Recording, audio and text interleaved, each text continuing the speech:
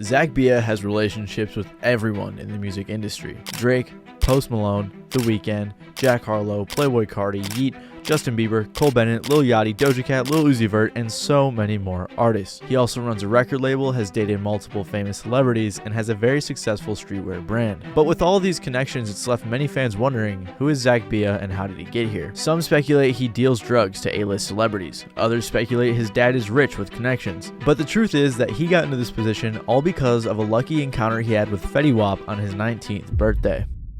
Zack Bia was born on June 9th of 1996 in New York and lived there for 12 years with his parents. His dad was a photographer and his mom worked in fashion. They divorced when he was 9 years old, and eventually his mom moved him and his brother to LA to continue pursuing her career in fashion. He continued to live in LA with a fairly normal childhood, attending Beverly Hills High School and then going to a community college after graduating. In the summer of 2015, while Zack was transferring from a community college to the University of Southern California, him and his friends went out to a club called Hooray Henry's to celebrate his 19th birthday. They had some fake IDs and had never been to the club before, so they showed up an hour before it opened in some suits. The workers thought it was funny, so they let them in. When they were in the club, they found Fetty Wap, who was getting ready to perform, and at this time he was at the peak of his career. They went over to him like some fanboys to say hi, and they mentioned that it was Zack's birthday. Fetty's birthday just so happened to be the night before, so he said happy birthday to Zack. Then when he was performing, out of the kindness of his heart, Fetty paused his performance to wish Zack a happy birthday. After his performance, the security from Fetty's crew invited Zack over to Fetty's table, and Fetty just started talking to Zack and asking him how his birthday was. A promoter who worked at the club saw Zack with Fetty and also heard Fetty shout Zack out during his performance, so he assumed that he was part of Fetty's crew. He thought Zack seemed the most approachable out of everyone else in the crew, so he went up to Zack to get his phone number. He was thinking that he could get Zack to bring Fetty Wap back to the club to book another show. He's probably the assistant or the intern or something, the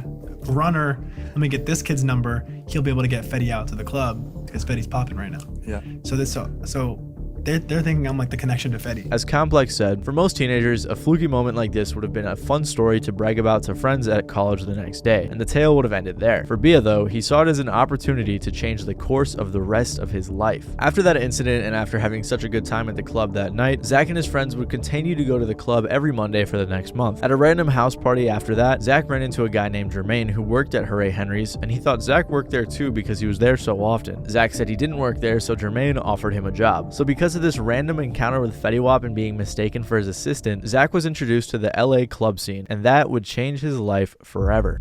But that wasn't the end of Zack's luck, because fortunate opportunities would continue to fall into his lap throughout his career. Zack began working at Hooray Henry's on Monday nights while he was still in college. He started bringing a lot of his friends from college to help with ticket sales and getting the party started. He had also gotten into contact with the owner of Hooray Henry's, whose name was John Turgeon, and he wanted to interview him for a college paper about being an entrepreneur. John Turgeon is the owner of H-Wood Group, a company that owns multiple clubs and restaurants, and they used to own Hooray Henry's, where Zack was working. So Zack met with John and they hit it off, and John let Zack intern for him. So Zack began interning for H-Wood Group as a whole. After interning for some time, Zack and his friend were put in charge of Wednesday nights at a club called Blind Dragon, because those nights were underperforming. Because he was still in college, he started inviting everyone he knew from his school to help with ticket sales, and they ended up having a huge success. It was called Whisper Wednesdays. Nice. You had to know about it. You know what I mean? We were so stupid. We were like 19 years old. We didn't know yet. And we're like making Facebook events, making flyers on our phones, sending out to everyone. The next Wednesday, he tried the same tactic, and again, it was a success. But this time, he got lucky again because by chance, Rihanna stopped in to do some karaoke. But Rihanna wants to come do karaoke there. Completely unrelated to the Wednesday night. She just wants to come. Comes and does karaoke, and she's like, yo, this party's insane in there. Yeah. And comes in and starts partying. And she's like, this is like this energy in here. Like, these are college kids who've never been to the club. So they're not standing around their phones. They're dancing. They're whatever. And she's like, this is insane. He demonstrated to John that he could be a very successful businessman and club promoter. He continued running the Wednesday nights and really impressed John, who decided to let Zack help him run a new venue that he was opening called Delilah. Zack worked at Delilah for quite some time and built relationships with many of the regular customers there, one of which was none other than Drake himself. See, Drake was a friend of John's and a regular attendee at his venues, and Zack and Drake really hit it off. They eventually started hanging out, and they became close friends. Once again, luck was in Zack's favor when bestowing upon him this relationship. Drake has supported Zack's clothing brand, shouted him out in a song, and let him cameo in a music video. Also, another fun fact is that Zack was responsible for getting everyone together to take this legendary picture. After meeting Drake and others throughout his career as a club promoter, he made many connections, and he attributes his ability to make these connections and maintain these friendships to how low-key he is. A lot of the shit I got to do, I got to do because I never talked about it. And if I was the person that was like, hey, I'm friends with this person, or hey, I'm this,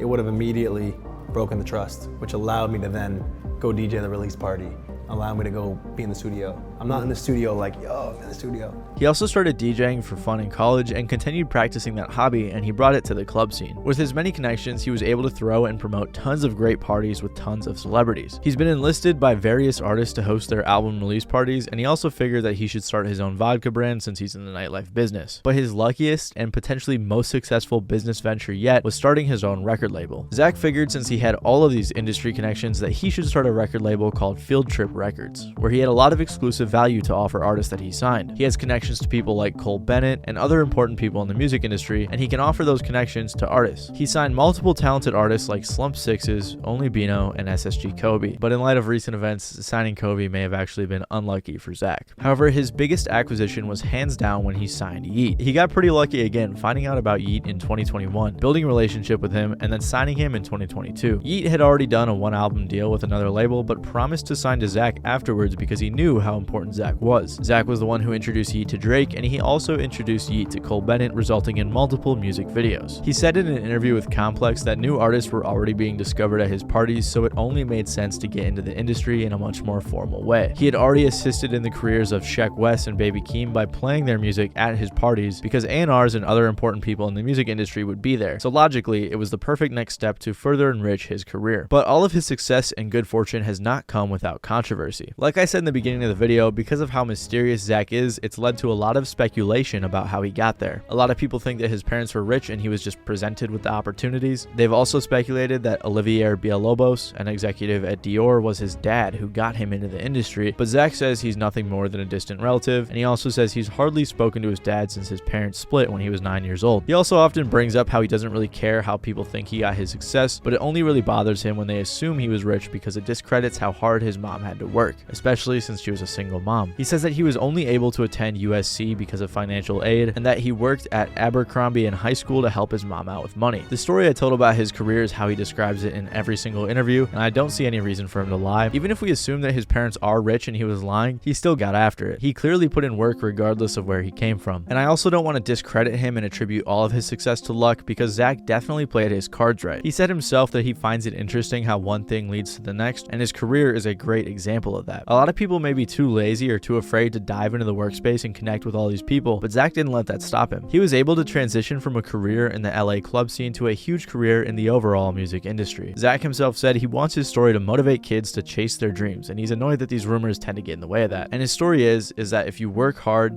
play your cards right, and be yourself, you can be successful at anything you put your mind to.